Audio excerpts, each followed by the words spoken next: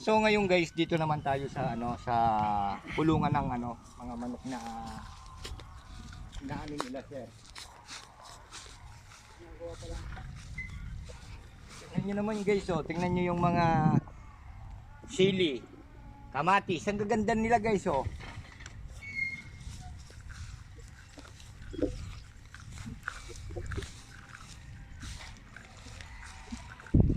Ito yung ginagawang kulungan ng siguro mga breeding pen to or flying pen. Ayan. Ganda, oh. Taka presko siya rito guys, hindi ka makakaramdam talaga ng init.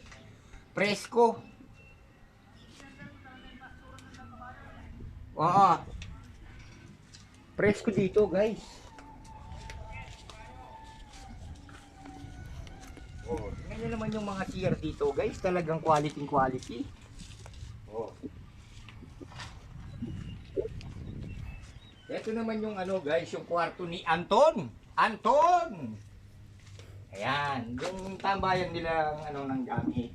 Ayan. Dito tayo, ayan. Ayan guys, so tingnan nyo nasira yung guys, yung palay. Kaya kung may mga sobrang sinabod ba, kakailanganin daw ni Sir. Di baling bayaran na lang daw. Ayan.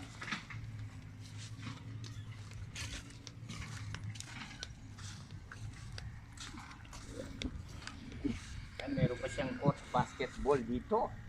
Ayan. Dito naman guys yung maraming alaga, yung kumakaba.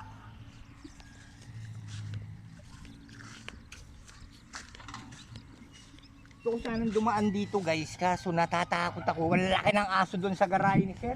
Baka mamaya madali tayo doon. So ngayon guys, papasyalan natin yung yung pastulan ng ewan ko saan ba yung pastulan ng kabayo yung sinasabi ng tato.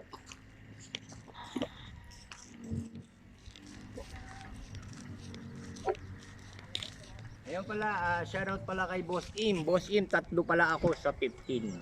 Yeah.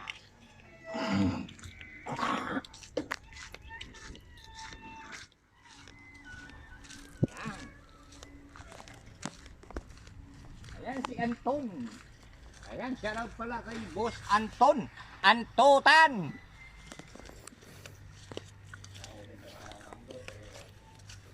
Ayan. So guys, maraming salamat sa inyo guys. Huwag niyong kalimutan i-like and share and subscribe. Pakipindot na rin po yung notification bell.